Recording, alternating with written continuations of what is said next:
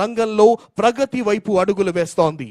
ప్రతి బాలిక ఆకాశమే హద్దుగా దూసుకుపోవటమే గౌరవనీయులైన ఆంధ్రప్రదేశ్ రాష్ట్ర ముఖ్యమంత్రి వర్యులు శ్రీ నారా చంద్రబాబు నాయుడు గారి నేతృత్వంలోని సమర్థమైన ఆంధ్రప్రదేశ్ రాష్ట్ర ప్రభుత్వ లక్ష్యం. చట్ట వ్యతిరేకంగా వివాహాన్ని తలపెట్టిన కుటుంబ పెద్దలను కటకటాల్లో పెట్టారు. చంద్రన పాలనలో శివంగిలా దూసుకు వెళుతున్న బాలల అభివృద్ధి దేశానికే గర్వకారణం. స్వర్ణాంధ్ర సాధనకు 4వ సూత్రం నీటి భద్రత. నదుల అనుసంధాన ప్రాజెక్టులు, అధునాతన నీటిపారుదల వ్యవస్థలను అమలు చేయడంతో పాటు తెలుగు తల్లికి జలహారతినిస్తూ వస్తోంది జల వనరుల శాఖ శకటం.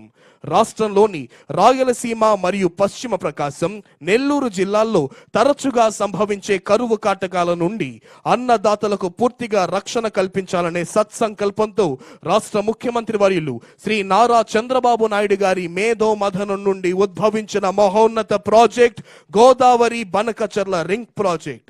రాయలసీమ ప్రాంత జలముఖ ద్వారమైన బనకచర్ల రెగ్యులేటర్ కు గోదావరి జిల్లాల మళ్లింపు ద్వారా రాయలసీమలో కరువు కాటకాల సమస్యకు శాశ్వత పరిష్కారం కలుగుతుంది.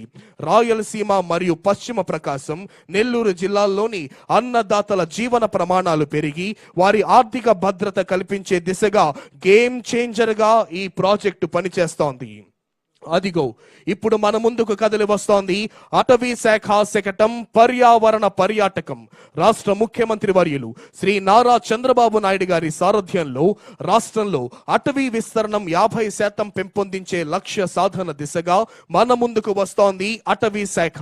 రాష్ట్ర ప్రజలకు మానసిక, శారీరక ఆరోగ్యం మరియు ఆహ్లాదకరమైన వాతావరణాన్ని అందించాలనే లక్ష్యంతో పట్టణాలకు సమీపంలో ఉన్న నగర వనాలను అభివృద్ధి చేసే లక్ష్య సాధనలో భాగంగా ఇప్పటికీ రాష్ట్రంలో ఉన్న 61 నగర వనాలకు అదనంగా మరో 11 నగర వనాలను ఏర్పాటు చేసేందుకు అటవీ శాఖ చర్యలను చేపట్టింది. ప్రజలకు ఉపాధి కల్పన, ఆహ్లాదంతో పాటు ఆరోగ్యాన్ని, విజ్ఞానాన్ని అందజేయాలనే లక్ష్యంలో భాగంగా ప్రకృతి పర్యాటకాన్ని ప్రోత్సహిస్తోంది మన చంద్రన్న ప్రభుత్వం. ఇప్పటికే ఏర్పాటు చేయబడిన 48 కమ్యూనిటీ ఆధారిత ఎకో టూరిజం స్పాట్స్ ను మరియు jungle safari, boating, trekking, watch towers, cottages, enforcement education centres ను మరింత అభివృద్ధి పరచడం జరిగింది. స్వర్ణాంధ్ర సాధనకు 5వ సూత్రం రైతు సాధికారత. అధిక విలువైన పంటలను ప్రోత్సహించడం, artificial intelligence, internet of things, డ్రోన్లతో వ్యవసాయాన్ని ఆధునీకరించడం రాష్ట్ర ప్రభుత్వ లక్ష్యం. ఇందులో భాగంగా మన ముందుకు వస్తోంది వ్యవసాయ శాఖ శకటం. రైతు సాధికార సంస్థ RYSS ద్వారా అమలు చేయబడుతున్న ఆంధ్రప్రదేశ్ ప్రజా భాగస్వామ్య ప్రకృతి వ్యవసాయ కార్యక్రమం రైతుల జీవనోపాధిని మెరుగుపరచడం, ప్రజల ఆరోగ్యాన్ని కాపాడటంతో పాటు ప్రపంచ వ్యాప్తంగా వాతావరణ మార్పులకు పరిష్కారం చూపే శక్తివంతమైన మార్గంగా గుర్తింపు పొందింది. ఇది ప్రపంచంలోని అతిపెద్ద ఆగ్రో ఎకాలజీ కార్యక్రమంగా గుర్తింపు పొందింది. APCNF లో జరిగిన సాంకేతిక పరిజ్ఞాన విప్లవాలు ప్రపంచ స్థాయి గుర్తింపును పొందాయి.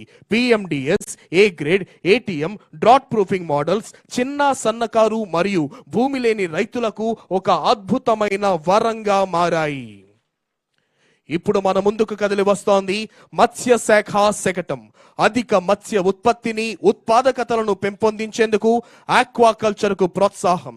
ప్రపంచ వ్యాప్తంగా పెరుగుచున్న జనాభాకు అనుగుణంగా మత్స్య సంపదకు పెరుగుతున్న డిమాండ్ నేపథ్యంలో రాష్ట్రంలో నాణ్యమైన మత్స్య ఉత్పత్తిని, ఉత్పాదకతను మరింత పెంపొందించేందుకై ఆక్వాకల్చర్ ను ప్రోత్సహించాల్సిన ఆవశ్యకత మన చంద్రన్న ప్రభుత్వం గుర్తించింది. మత్స్యకారులు ప్రస్తుతం అనుసరిస్తోన్న సంప్రదాయ మత్స్య వేట పద్ధతుల నుండి వారిని ఆక్వాకల్చర్ కు మార్చడం ద్వారా సుస్థిరమైన మత్స్య సాగును ప్రోత్సహించి తద్వారా అధిక మత్స్య ఉత్పత్తిని, ఉత్పాదకతను సాధించే దిశగా మన చంద్రబాబు నాయుడు గారి నేతృత్వంలోని సమర్థమైన ఆంధ్రప్రదేశ్ రాష్ట్ర ప్రభుత్వం అధిక చర్యలను చేపట్టింది. స్వర్ణాంధ్ర సాధనకు 6వ సూత్రం గ్లోబల్ బెస్ట్ లాజిస్టిక్స్.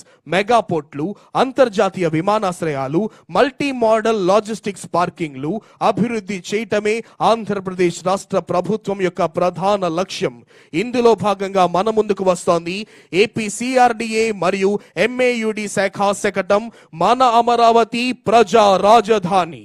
ప్రజా రాజధాని అమరావతి నిర్మాణం రాష్ట్రాభివృద్ధికి, బంగారు భవిష్యత్తుకు నాంది పలుకుతుంది.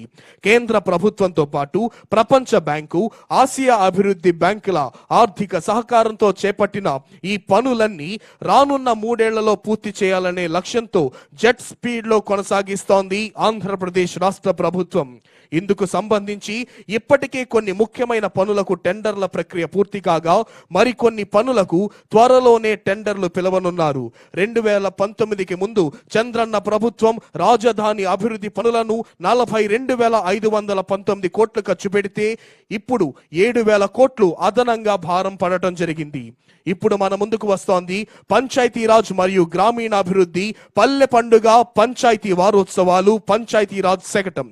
రాష్ట్ర ఉప ముఖ్యమంత్రి మరియు పంచాయతీరాజ్ గ్రామీణాభివృద్ధి శాఖ మంత్రివర్యులు శ్రీ కొణిదెల పవన్ కళ్యాణ్ గారి మార్గదర్శకత్వంలో రాష్ట్ర వ్యాప్తంగా ఉన్న అన్ని గ్రామాలలో పెద్ద ఎత్తున మౌలిక వసతుల కల్పనకు శ్రీకారం చుట్టడం జరిగింది.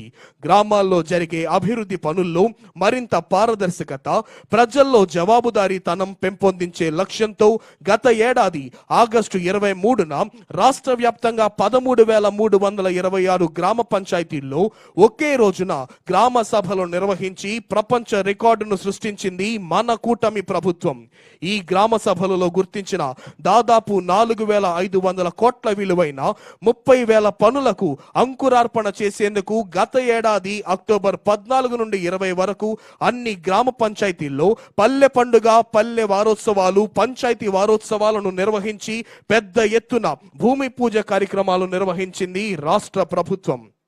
స్వర్ణాంధ్ర సాధనకు 7వ సూత్రం ఇంధన వనరుల సంపూర్ణ వినియోగం, పర్యావరణ సహిత విద్యుత్ వనరుల ఉత్పత్తి లక్ష్యంగా గ్రీన్ హైడ్రోజన్ హబ్లు, offshore wind energy, solar roof top వంటి గ్రీన్ ఎనర్జీ కార్యక్రమాలను ముందుకు తీసుకువెళ్తూ cost optimum energy and fuel అంటూ వస్తోంది ఇంధన శాఖ శకటం.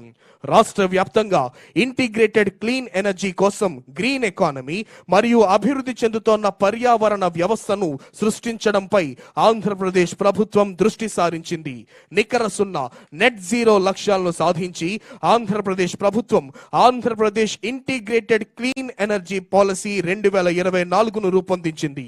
ఈ పాలసీ ద్వారా 160 GW పునరుత్పాదక ఇంధన సామర్థ్యాన్ని జోడించడమే లక్ష్యంగా పెట్టుకుంది. దీని ద్వారా సుమారు 10 లక్షల కోట్ల విలువైన పెట్టుబడులను ఆకర్షించే అవకాశం ఉంది. తద్వారా ప్రత్యక్షంగా మరియు పరోక్షంగా 7,50,000 మందికి ఉపాధి లభిస్తోంది. స్వర్ణాంధ్ర సాధనకు 8వ సూత్రం ప్రోడక్ట్ పర్ఫెక్షన్. నాణ్యమైన ఉత్పత్తులు, బ్రాండింగ్, హార్టికల్చర్, ఆక్వాకల్చర్, సుగంధ ద్రవ్యాల ఉత్పత్తికి ప్రత్యేక హబ్బులను ఏర్పాటు. ఇందులో భాగంగా మన ముందుకు వస్తోంది ఉద్యాన శాఖ శకటం థీమ్ ప్రోడక్ట్ పర్ఫెక్షన్. ఉద్యాన రంగంలో అధునాతన సాంకేతిక పరిజ్ఞానం, సూక్ష్మ సేద్యంలో ఆటోమేషన్ తో post harvest infrastructure, deep tech సాంకేతికను జోడించడం, GAP సర్టిఫికేషన్, ట్రాన్సిబిలిటీ వంటి అత్యున్నత